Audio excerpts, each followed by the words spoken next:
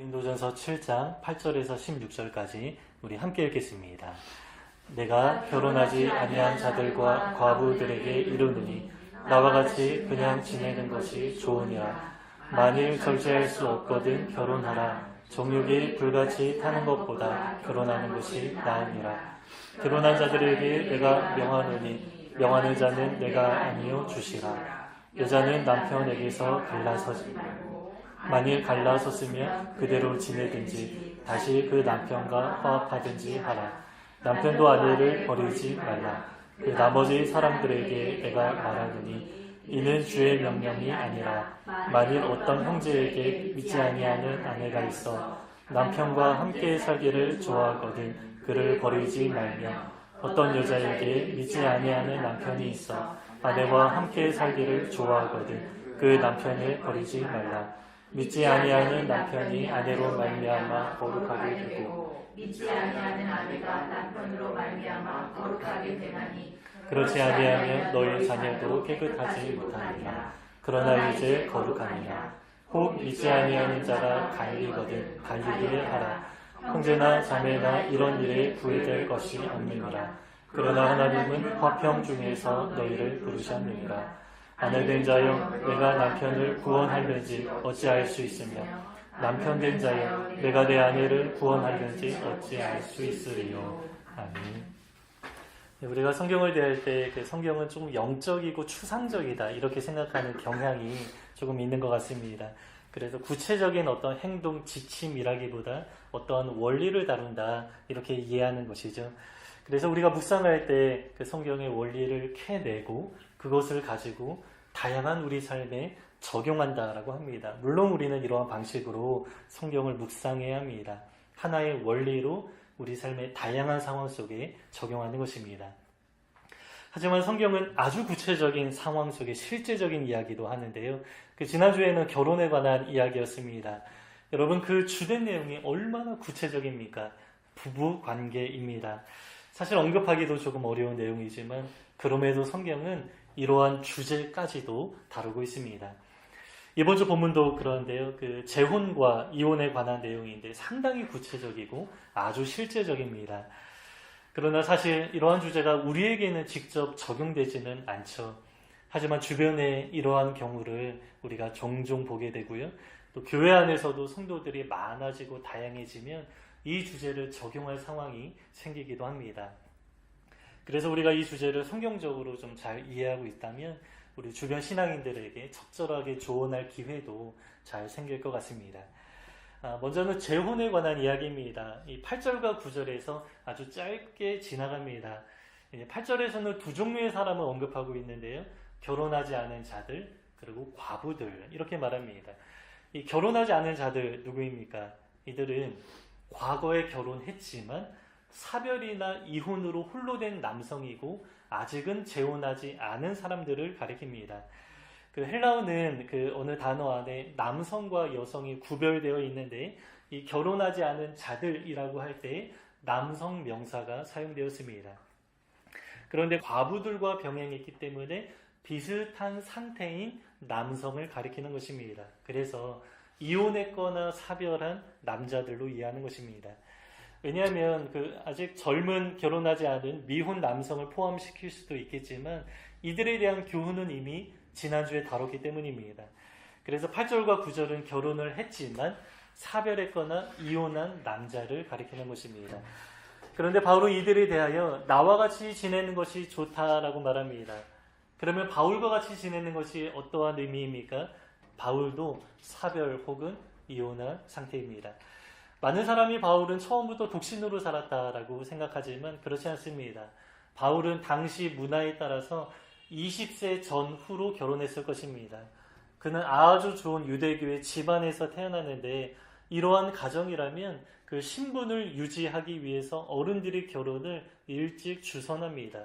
그래서 이러한 경우에는 결혼이 결코 늦어지지 않습니다. 더욱이 바울은 예수 믿기 전에 랍비였죠. 그런데 유대교의 랍비가 되려면 반드시 결혼해야 합니다. 참고로 천주교의 신부는 결혼을 하면 안 되고요. 또 개신교의 목사는 결혼을 하거나 하지 않거나 괜찮습니다. 그러나 유대교의 랍비가 되려면 결혼은 필수 조항이었습니다. 따라서 바울은 결혼한 상태입니다. 하지만 예수 믿은 이후에 아내에 관한 언급이 전혀 없죠. 그리고 자신은 오히려 독신으로 살아간다라고 말합니다. 그래서 바울은 유대교 집안이었을 아내로부터 이혼을 당했거나 당시에는 좀 일찍 이제 죽는 경우들이 많이 있었는데 사별한 경우다 이렇게 생각할 수 있습니다. 그래서 바울이 사별하거나 이혼한 사람들에게 조언하는데 나와 같이 지내는 것이 좋다라고 말하는 것입니다. 그러면 왜 홀로 거하는 것이 더 좋은 것입니까? 이 주제는 그 당시 시대적인 배경과 관련되어 있는데요. 그 다음 이 독신과 관련된 주제를 함께 나누면서 말씀을 드리겠습니다. 어쨌든 바울은 혼자 있는 것이 좋다라고 하는데 여기는 조건이 있습니다. 정욕이 불타지 않는 상황이라면 혼자가 낫다. 그러나 그렇지 않으면 재혼을 하라 이렇게 이야기를 합니다. 그러니까 이혼하거나 사별한 사람으로서 가장 좋은 상태는 아무런 문제 없이 홀로 거하는 것입니다. 그 다음 좋은 상태는 결혼하는 것입니다. 그리고 가장 좋지 않은 상태는 결혼하지 않으면서 정욕의 문제로 힘들어하는 것입니다. 그런데 만약 재혼을 하게 된다면 한 가지 아주 중요한 조건이 있는데요. 재혼은 반드시 예수 믿는 사람과 하라 이렇게 말합니다. 이 본문은 아니지만 7장 39절에 그 내용이 나오는데요. 제가 읽어보겠습니다. 아내는 그 남편이 살아있는 동안에 매여 있다가 남편이 죽으면 자유로워 자기 뜻대로 시집갈 것이나 주 안에서만 할 것이니라. 재혼은 자유입니다. 그러나 주 안에서만 하라 이렇게 말합니다. 믿는 사람과 재혼하라 라는 의미입니다. 그 이유는 명확하지는 않지만 우리가 짐작할 수 있습니다. 여러분, 이혼이나 사별 상당히 쉽지 않은 일이죠. 그 후유증이 상당히 클 텐데 많은 분이 하시는 말씀이 적어도 3년 정도는 아주 힘든 시기를 보낸다라고 합니다. 그래서 3년장이 조금 있는 것이죠. 그래서 이렇게 큰 아픔을 겪고 또다시 재혼하는 것이 상당히 어려운 일인데 여기에 더해서 믿음 없는 사람과 함께 살아간다면 그 어려움과 갈등이 더욱더 커질 수 있습니다. 심신이 연약해진 상황 속에서 더 많은 갈등이 생기게 될 것을 우려하는 것입니다. 그리고 또 중요한 이유가 있는데요. 그 재혼한 이후에 살아갈 날이 초혼보다는 비교적 짧은데 남은 삶은 하나님을 위하여 정돈된 마음으로 헌신하기 위해 이 7장의 주제입니다. 우리가 결혼하거나 그렇지 않거나 재혼하거나 이혼하거나 이 모든 목적이 무엇이냐면 하나님 앞에서 우리의 마음을 지키는 것입니다. 정돈된 마음으로 살아가는 것입니다. 그렇게 하나님 앞에서 정돈된 마음으로 헌신하기 위해서 재혼이라면 반드시 믿는 사람과 하라 말씀합니다. 당시 초혼은 그 자기 의지가 많이 담기지 않습니다. 이 부모님에 의해서 혹은 마을 공동체 어르신들에 의해서 결혼하게 되는데 그래서 믿지 않는 사람과 결혼하는 경우가 꽤 많이 있었던 것 같습니다. 그러나 재혼은 나이가 어느 정도 든 상태이기 때문에 자기 의지로 선택할 수 있는 상황이죠. 이러한 상황에서는 주 안에서 하라 이렇게 말씀하는 것입니다. 이렇게 바울은 재혼에 관하여 말씀하는데요. 요약하면 이렇습니다. 해도 되고 안 해도 된다. 상황에 따라 다르다. 하지만 믿는 사람과 해야 하는 조건이 있다. 이렇게 재혼에 관한 내용은 아주 짧게 간단하게 정리하고 지나갑니다. 하지만 이혼에 관한 내용은 조금 자세하게 말씀하는데요. 여러분, 이혼은 어떻습니까? 해도 되고 안 해도 된다. 이러한 식으로 개인의 자유에 맡기지 않습니다. 가능한, 최대한 이혼하면 안 된다라고 말씀하죠. 그러면서 예수님이 직접 하신 말씀의 권위를 빌어서 말하는데요. 명하는 자는 내가 아니요 주시라 라고 이야기를 합니다. 실제 주님이 복음서에서 그렇게 말씀하셨죠. 마태복음에도 2번 나오고요. 마가복음, 누가복음에서도 이혼에 관하여서 말씀하는데요. 특별히 마가복음 10장 9절에서는 아주 단호하게 예수님이 말씀하십니다. 여러분 많이 들은 말씀입니다. 그러므로 하나님이 짝지어 주신 것을 사람이 나누지 못할지니라.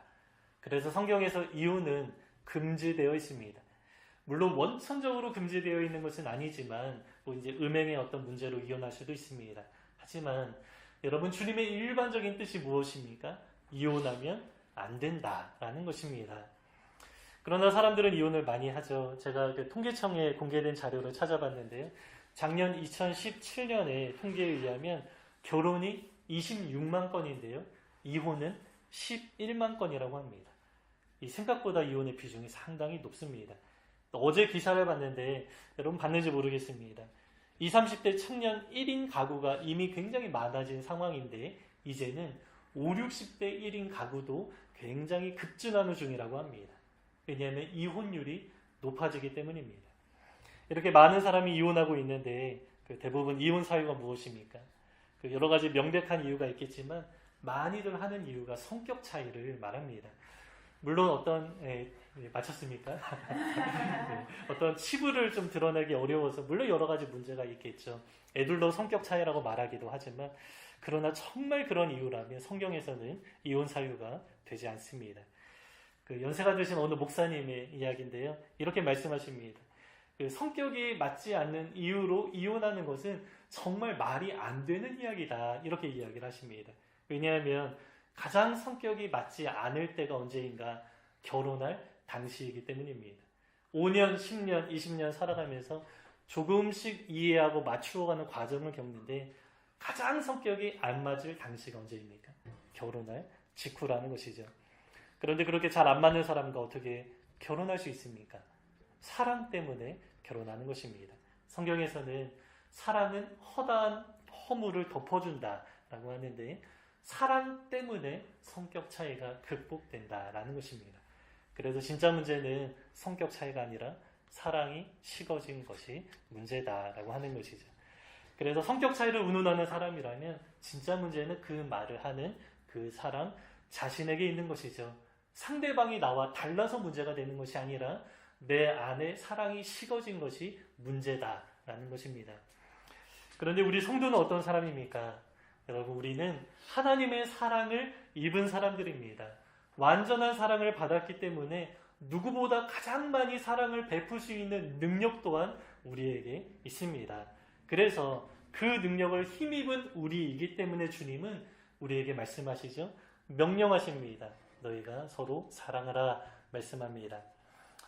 그런데 고린도 교회 여성도들 가운데 이혼하려는 움직임이 있었던 것 같습니다. 그 이유는 믿지 않는 남자와 결혼했는데 이것을 조금 되돌리고 싶어 했던 것 같습니다. 왜 이러한 현상이 나타났는지는 저는 잘 모르겠습니다. 그런데 제가 고린도 교회의 특징이라고 할 때 지난주 이야기였죠. 좀 극단적인 경향이 있었다라고 했습니다. 그동안 쾌락주의를 계속 지적을 했는데 지난주에는 금욕주의자들 이야기를 했습니다. 이렇게 쾌락주의 혹은 금욕주의, 극단적으로 빠지는 것이 문제였는데 여성도들에게도 결혼과 관련하여서 극단적인 모습이 나타났습니다. 그 모습이 바로 믿지 않는 남자와 이혼하려는 모습으로 나타난 것입니다. 그러나 바울은 이혼하지 말라라고 이야기를 합니다. 이들은 신앙의 문제로 이혼하려고 했는데 바울은 성격 차이도 안 되고 신앙조차도 이혼의 사유가 안 된다라고 하죠.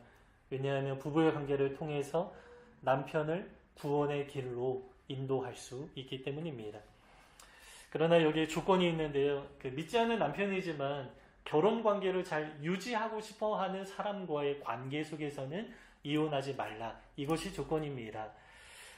왜냐하면 믿지 않는 남편이지만 결혼 관계를 유지하고 싶어 하는 사람이라면 자신은 믿지 않지만 믿는 여자와 함께 사는 것을 좋아하는 사람인데 아내의 믿음에 관하여서 크게 불편해하지 않는 사람이기 때문입니다.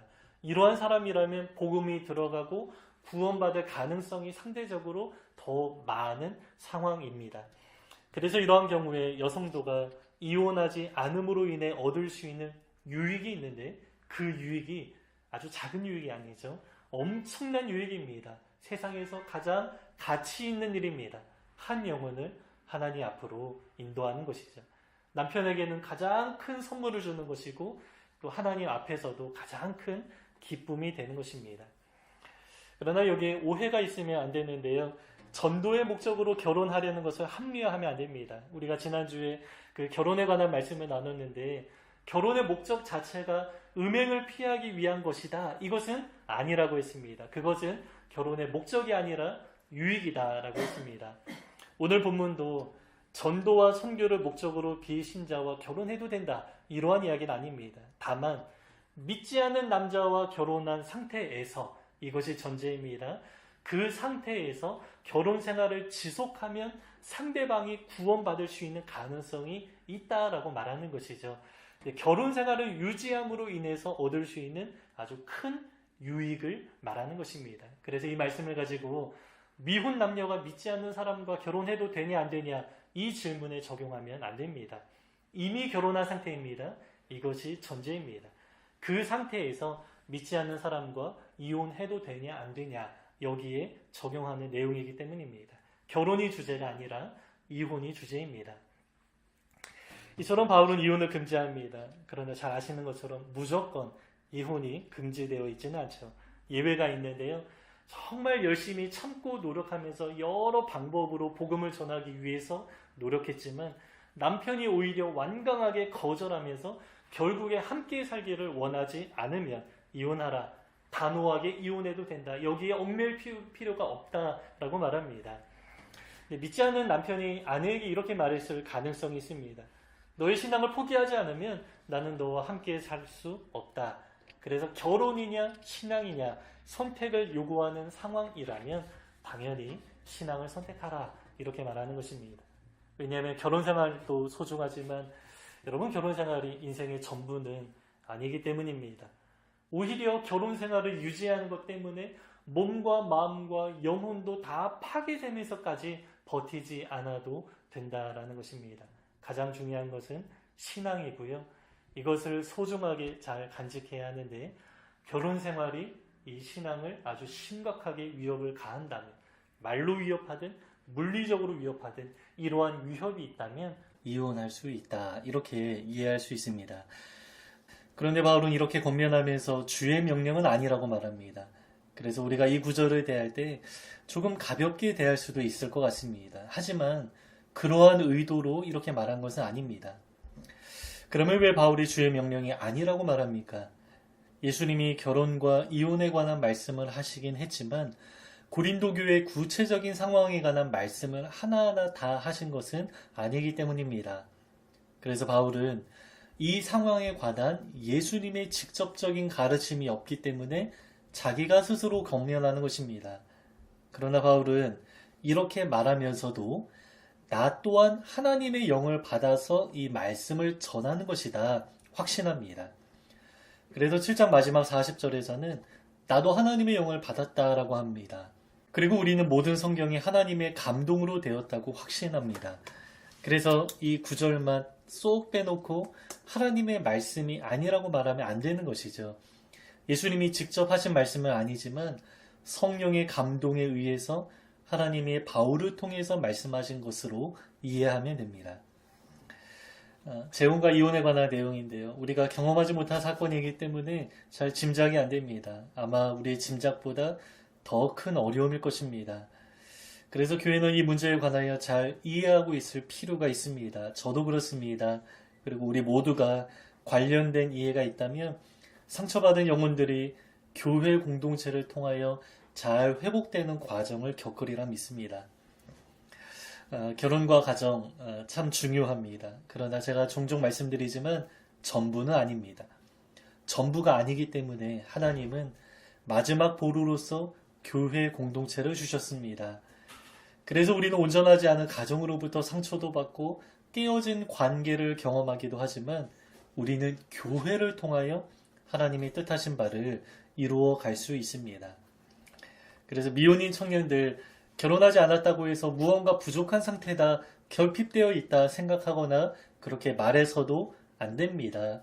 특히 지난 명절에 많은 이야기를 들었을 텐데 조금 자유해지면 좋겠습니다. 결혼하지 않은 것으로 인해 압박감이 들고 소외감이 들 수도 있지만 그렇지 않습니다.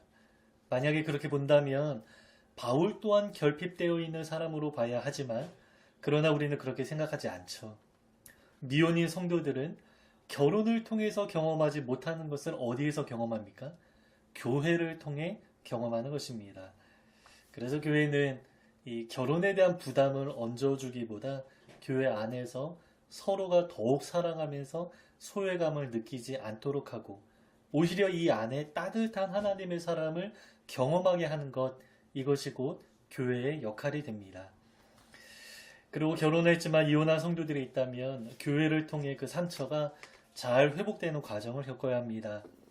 이혼하는데 그 절차도 많고 이혼한 이후에 법적으로나 감정적으로나 여러 면에서 복잡한 게 참 많을 것입니다. 그리고 교회 안에서 내가 어떻게 보일까? 또 혹은 편견을 갖고 있지 않을까? 염려하는 마음이 상당히 클 것 같습니다. 그래서 교회는 조언한답시고 구체적인 여러 가지 상황을 묻기보다 그냥 함께 공감하면서 울어주고 또 뒤에서 모르게 기도해주면서 그분의 삶을 온전히 잘 세워나갈 수 있도록 도와주는 것 참 중요합니다.